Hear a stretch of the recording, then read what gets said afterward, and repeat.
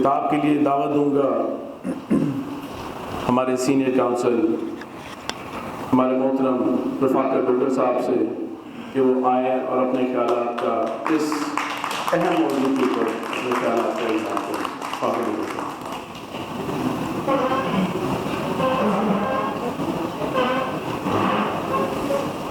السلام علیکم پریزیڈیم اور معزز ساتھیوں، ہم جہاں کھڑے ہیں یہ ایک تاریخی حال ہے، ایک تاریخی بلڈنگ ہے اور تاریخی کام یہاں پہ ہوتے ہیں۔ لاہور ہائی کورٹ بار میں کوئی بات کی جائے، کوئی قرارداد منظور کی جائے تو صرف پاکستان تک محدود نہیں رہتی، اس کی گونج پوری دنیا میں جاتی ہے۔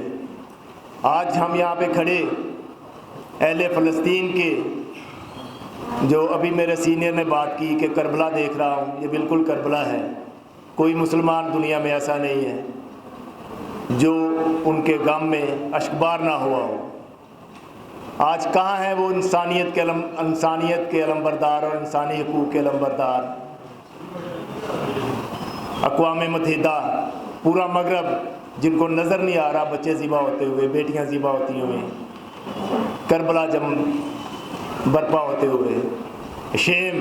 اور میں اپنے مسلمان ممالک کے لیے بھی جن کی ساری دولت یورپ میں پڑی ہوئی ہے وہ کوئی کام نہیں کر رہے، وہ ان کی طرف سے کوئی آواز نہیں اٹھ رہی۔ آواز اٹھ رہی ہے تو مغرب سے ہی اٹھ رہی ہے فلسطینیوں کے لیے۔ ہم ہر جگہ پہ، ہر سطح پہ پریزیڈیم آپ کے ساتھ ہیں اہل فلسطین کی آزادی کے لیے، اہل فلسطین پہ مظالم بند کرنے کے لیے۔ دوسری بات جو یہاں پہ کی گئی ہے اسلام آباد ہائی کورٹ کے ججز کے حوالے سے، بہت اچھی بات جناب معزز پریزیڈیم۔ یہ بار ہمیشہ آزادی، عدلیہ کی آزادی کے لیے بات کرتی ہے، لیکن عدلیہ خود آزاد نہ ہو تو پھر کیا کیا جائے؟ یہ ایک بہت بڑا المیہ ہے۔ آپ نے ہمیشہ عدلیہ کی آزادی کی بات کی ہے۔ یہاں جو لوگ ایلیویٹ ہو کے جاتے ہیں پھر ان کو توفیق نہیں ہوتی کہ ریٹائرمنٹ کے بعد یہاں آ کے چائے پئیں۔ کیوں وجہ ہے نا کوئی کہ وہ آئین اور قانون کا اس طرح ساتھ نہیں دے سکتے جس طرح آئین اور قانون نے انہیں کہا ہوتا ہے۔ کی جائے، ہر تحقیق کی جائے۔ اسلام آباد کے ججز کے پاس بہت محترم ہے، ہم سب ان کے ساتھ کھڑے ہیں عدلیہ کی آزادی کے لیے۔ لیکن ایک بات میں نے آپ سے سیکھی ہے پریزیڈیم، آپ سینئر سے سیکھی ہے کہ کوئی بھی کورٹ، چاہے وہ سول جج ہو، چاہے وہ سپریم کورٹ کا جج ہو، وہ جج ہے، وہ عدالت ہے، اس کا احترام ایک ہی سطح پہ لازم ہے۔ کسی عدالت میں، کسی سول جج کی عدالت میں بھی کوئی بدتمیزی، کوئی مس ہیپ ہوتا ہے تو اس کے پاس اختیارات ہوتے ہیں، اور پھر سب سے بڑے اختیارات تو معزز ہائی کورٹ کے ججز کے پاس ہوتے ہیں۔ ہر اختیار ان کے پاس ہوتا ہے۔ یہ کیوں خاموش رہے اتنی دیر جب ان کو انٹروڈ کیا جا رہا تھا، جب ان کو پریشرائز کیا جا رہا تھا؟ یہ کیوں خاموش رہے؟ یہ کیوں نہیں اس صدیقی صاحب کی طرح باہر آئے نکلے؟ یہ ان کی میلافائڈی ہے۔ وہ ایک شخص تھا، وہ باہر نکلا، وہ بار میں گیا، اس نے کہا، اس نے نام لے کے کہا کہ میرے ساتھ یہ زیادتی ہو رہی ہے۔ بار اس کے ساتھ تھی لیکن یہ جوڈیشری اس کے ساتھ نہیں تھی۔ آج 6 ججز اسلام آباد کے لوگوں نے کہا ہے کہ ہمارے ساتھ ہمیں انڈر پریشر کیا جا رہا ہے، لیکن یہ خاموش رہتے ہیں اور کوئی حقائق سامنے نہیں لاتے اپنی شکایات میں۔ چلو آ گئی ان کی شکایات، آ گئی، ان کا ضمیر جاگ گیا، اب بھی جاگ گیا تو میں اپریشیٹ کرتا ہوں، چلو جاگا تو صحیح۔ لیکن اس لیٹر پہ میں اپریشیٹ کرتا ہوں معزز چیف جسٹس پاکستان کو، جنہوں نے فوراً یہ لیٹر اس سے پہلے سابق چیف جسٹس صاحب کو لکھا گیا تھا، لیکن جب ان تک بات پہنچی جسٹس قاضی صاحب تک تو فوراً اس بات پہ عمل کیا گیا، فوراً فل کورٹ بلائی گئی۔ 4 سال کے بعد سپریم کورٹ کے ججز کی فل کورٹ ایک میٹنگ ہوئی ہے، 2 میٹنگز ہوئی ہیں۔ پہلے کسی کو خیال نہیں آیا فل کورٹ بلانے کا، فیصلہ کیا گیا ایک کمیشن بنایا جائے۔ تو ایک طریقہ کار ہے، سپریم کورٹ کے ججز نے جو کام کرنا ہے وہ ایک قانون اور آئین کے تحت کام کرنا ہے۔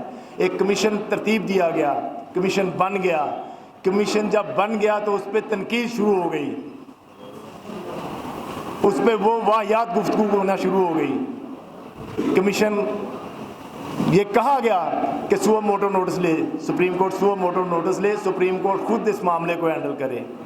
آج کی تاریخ میں آج یہ بات کر رہا ہوں کہ سپریم کورٹ نے سو موٹو نوٹس بھی لیا انہی حلقوں کے مطالبے پہ، اور پچھلی تاریخ پہ یہ کہا گیا معزز چیف جسٹس صاحب کی طرف سے کہ ممکن ہے آئندہ تاریخ پہ ساری سپریم کورٹ اکٹھی بیٹھے. اور میں آپ یہ کیانی ہال کی تاریخی عمارت میں کھڑا ہو کے میں اپریشیٹ کرتا ہوں آج کے چیف جسٹس کو اور آج کی سپریم کورٹ کو کہ انہوں نے یہ فیصلہ کیا ہے کہ وہ سب اکٹھے ہو رہے ہیں عدلیہ کی آزادی کے لیے، وہ خود بھی اکٹھے ہو رہے ہیں. ہاں پریزیڈیم، بہت اچھی بات ہوگی کہ یہ جب سے یہ آئین بنا ہے 1973 کا، اس وقت سے لے کے آج تک جو مس ہیپ آئین کے ساتھ جوڈیشری نے کیا ہے، ایک ٹروتھ اینڈ ریکنسیلیشن کمیشن بننا چاہیے. یہ پتہ چلے کہ ادھر بیٹھے ہوئے معزز گاؤن پہن کے لوگوں نے اسی آئین کے ساتھ اور اسی عدلیہ کی آزادی کے ساتھ کیا کیا ہے. ابھی ہم بیٹھے ہوئے تھے اس حال میں، یہاں پہ تصویر لگی تھی ایک سابق پرائم منسٹر پاکستان کی، وہ اتاری گئی، اس کو سزائے موت دی گئی. آج سپریم کورٹ نے کہا ہے کہ وہ غلط تھا، وہ سپریم کورٹ کا فیصلہ غلط تھا. اس کے بعد جتنے آمروں کو جتنے فوجی ڈکٹیٹرز کو ان لوگوں نے اجازت دی ہے، وہ ان کا جرائم نہیں ہے، وہ ہمارا جرائم ہے، وہ بار کا جرائم ہے. ان کی ٹروتھ اینڈ ریکنسیلیشن بننی چاہیے. ان کے بھی جو جرائم ہیں وہ سامنے آنے چاہیے. پھر مشرف آتا ہے، وہ ایمرجنسی پلس آ جاتی ہے، ایمرجنسی پلس کو کوئی نہیں پوچھتا.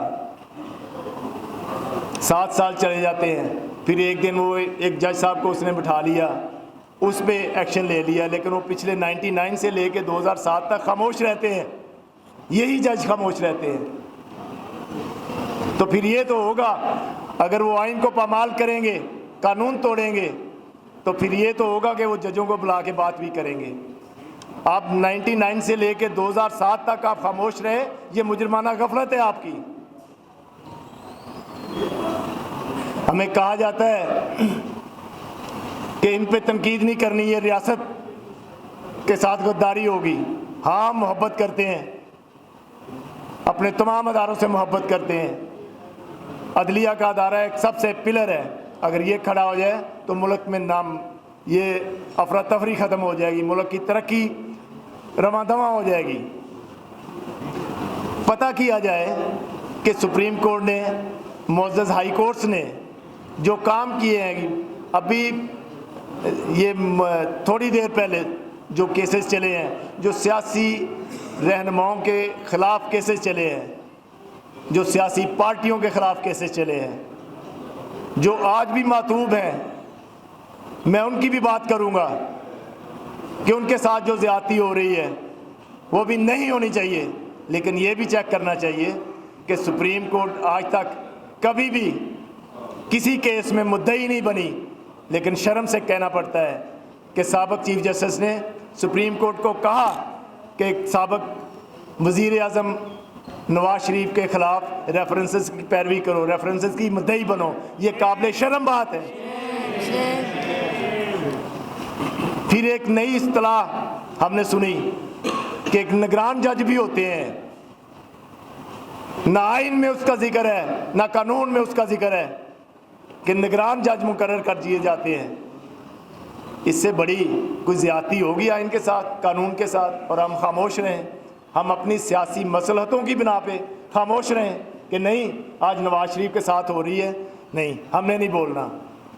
میں بولتا ہوں اس اسٹیج پہ کھڑے ہو کے، عمران خان کے خلاف بھی اگر کوئی بات غلط ہو رہی ہے تو میں اس کو اپوز کرتا ہوں.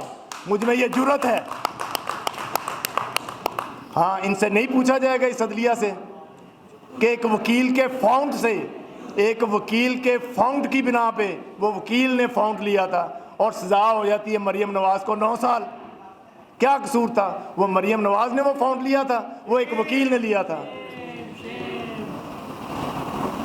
سابق وزیر اعظم نواز شریف کو سزا ہو جاتی ہے کس پہ؟ کہ اس نے بیٹے سے تنخواہ نہیں لی.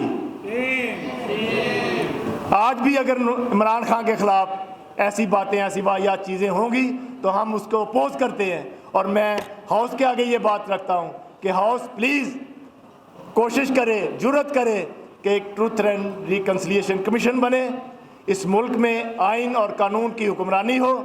وکلا ہمیشہ آئین اور قانون کے ساتھ رہے ہیں، ہمیشہ رہیں گے۔ ہم آئین کے ساتھ ہیں، ہم قانون کے ساتھ ہیں، اپنے اداروں کے ساتھ ہیں۔ پاکستان وکلا زندہ باد۔